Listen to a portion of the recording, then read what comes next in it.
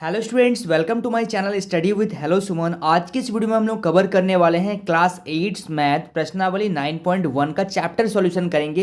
एक एक क्वेश्चन को पूरा डिटेल में करने वाले हैं, तो आप लोग इस वीडियो में पूरा एंड तक बने रहिएगा।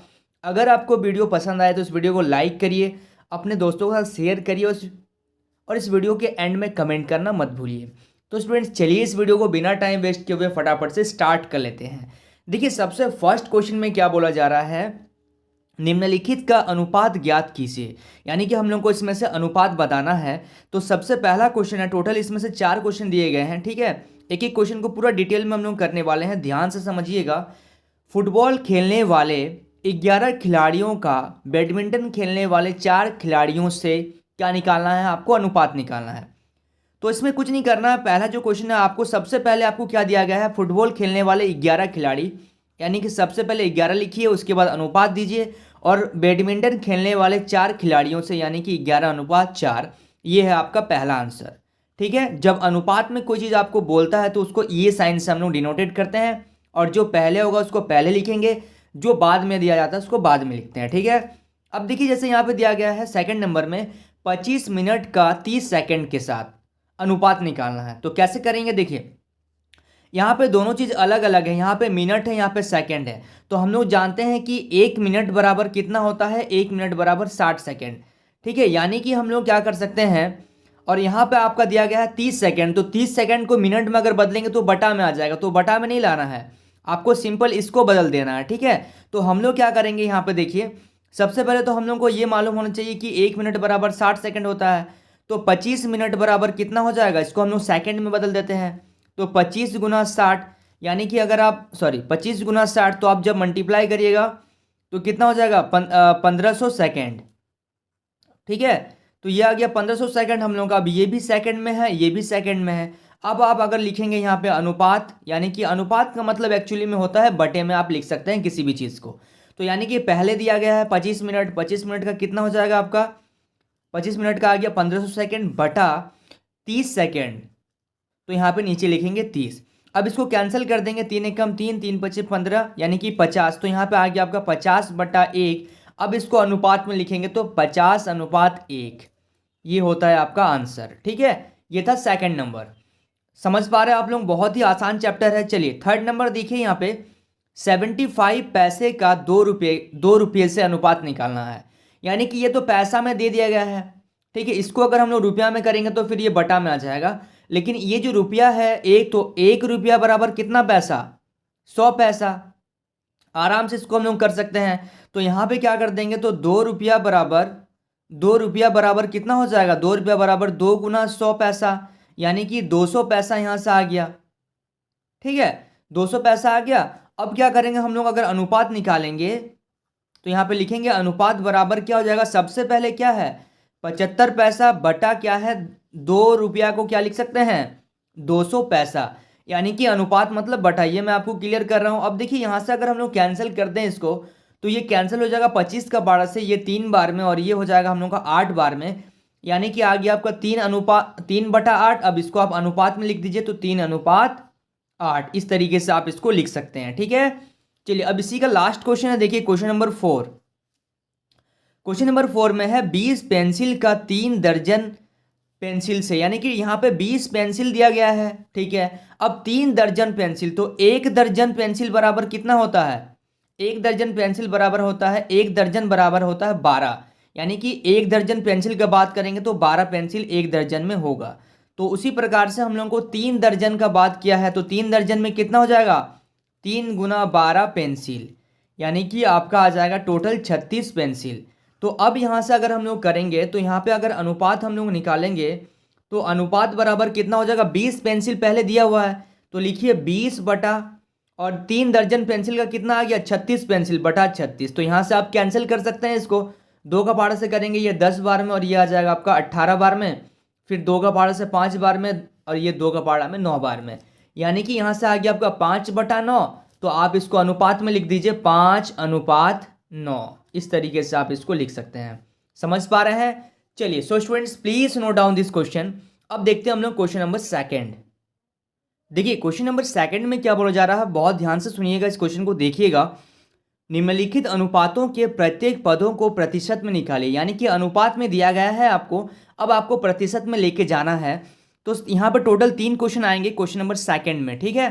तो सबसे पहला जो क्वेश्चन आ रहा है आपके सामने, झारखंड के गांव तथा शहरों की जनसंख्या का अनुपात क्या होगा, यानी कि गांव का अनुपात और आपको बताना है शहरों का अनुपात। तो जो पहले है वो पहले आएगा, यानी कि 4। तो पहले लिखेंगे हम लोग यहाँ पे 4/1, अनुपात को बटा में लिख सकते हैं। अब हम लोग को इसका प्रतिशत निकालना है, तो प्रतिशत को जब हम लोग निकालते हैं, देखिए प्रतिशत बराबर कितना होता है, प्रतिशत बराबर होता है 1/100। तो यानी कि अगर हम लोग इसको नीचे 100 लाने के लिए अगर हम लोग इसको क्या कर रहे हैं, ऊपर भी 100 से गुना और नीचे भी 100 से गुना करते हैं। देखिए नीचे और ऊपर क्यों करते हैं, क्योंकि ये हम लोग अपने मन से कर रहे हैं। तो जब हम लोग कैंसिल करेंगे तो ये हम लोग का कैंसिल हो जाना चाहिए, इसलिए हम लोग इसको कैंसिल करते हैं। अब जब हम लोग इसको सॉल्व करेंगे तो यहाँ पे क्या लिखेंगे, 4 × 100 ब्रैकेट में नीचे तो 1 है और यहाँ पे क्या हो जाएगा 1/100। इसको हम अलग कर दिए, सेपरेट कर दिए। ये देखिए इस चीज़ को हम लोग क्या किए, इस चीज़ को मैं एक साथ कर दिया और 1/100 को मैंने अलग कर दिया। क्यों अलग कर रहा हूँ, उसका रीज़न है कि जब मैं इसको गुना करूँगा तो ये तो हो जाएगा आपका 400 और 1/100 जो होता है उसका वैल्यू कितना होता है, प्रतिशत। यानी कि हम लोग इसको लिख सकते हैं 400%, क्योंकि हम लोगों को क्वेश्चन में पहले ही बोला था कि अनुपात को प्रतिशत में बदलिए। तो कभी भी किसी नंबर को अगर आपको प्रतिशत में बदलना रहता है तो उसको हम लोग 100/100 से क्या करते हैं, गुना कर देते हैं। ऊपर भी 100 से गुना करेंगे और नीचे भी 100 से गुना कर देंगे।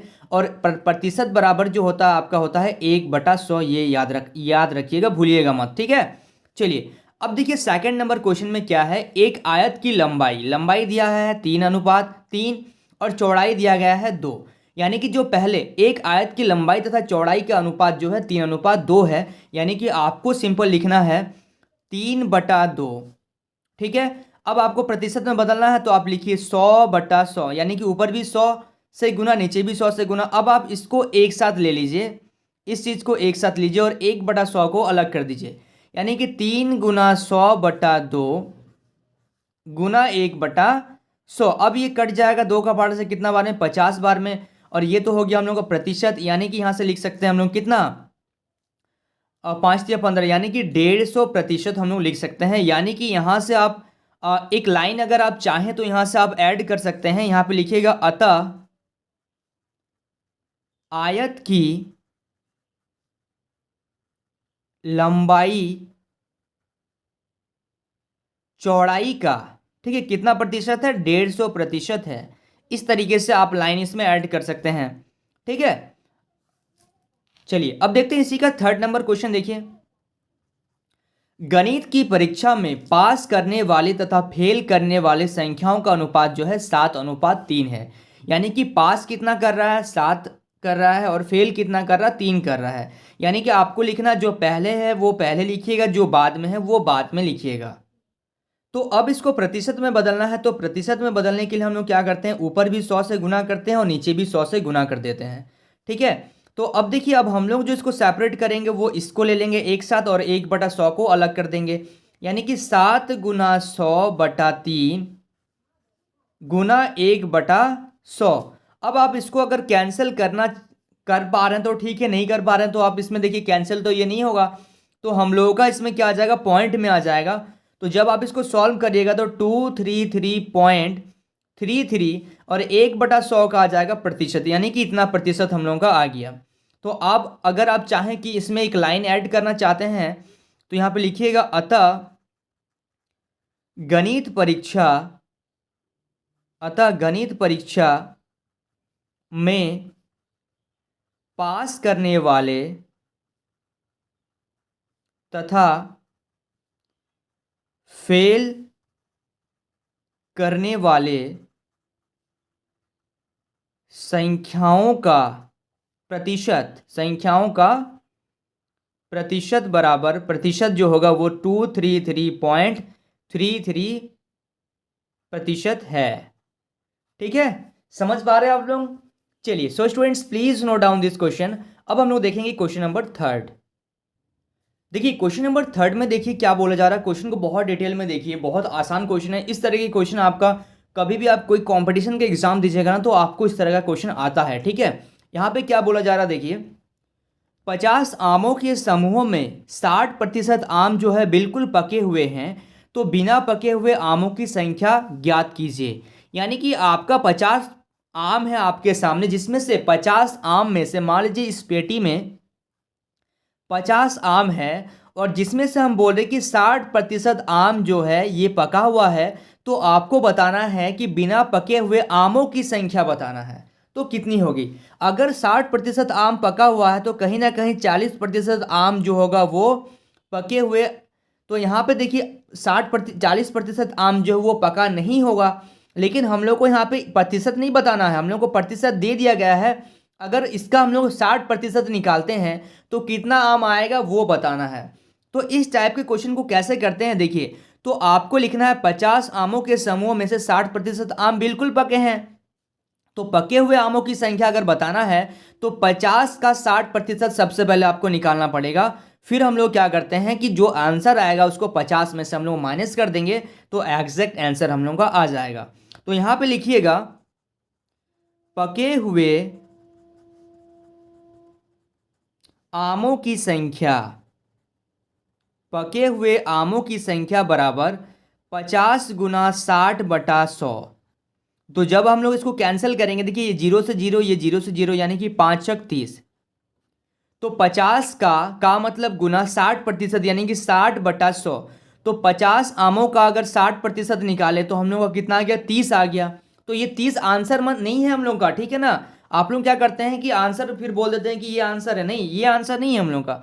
अब आगे देखिए, अतः यहां से हम लोग को बताना क्या है, हम लोग को बताना है कि बिना पके, देखिए क्वेश्चन को पढ़िए एक बार, बिना पके हुए आमों की संख्या बताना। तो ये तो पका हुआ आ गया, तो यहां से हम लोग को बताना है कि बिना पके हुए आमों की संख्या, आमों की संख्या बराबर कितना हो जाएगा। तो टोटल आम है हम लोग के पास 50, जिसमें से हम लोग पके हुए को घटा दे रहे हैं, तो 30 को अगर घटा देंगे तो हम लोग के पास कितना आ जाएगा, 20 आम जो हैं वो पके हुए नहीं है, यानी कि बिना पके हुए हैं। क्लियर है। चलिए, so students please note down this question.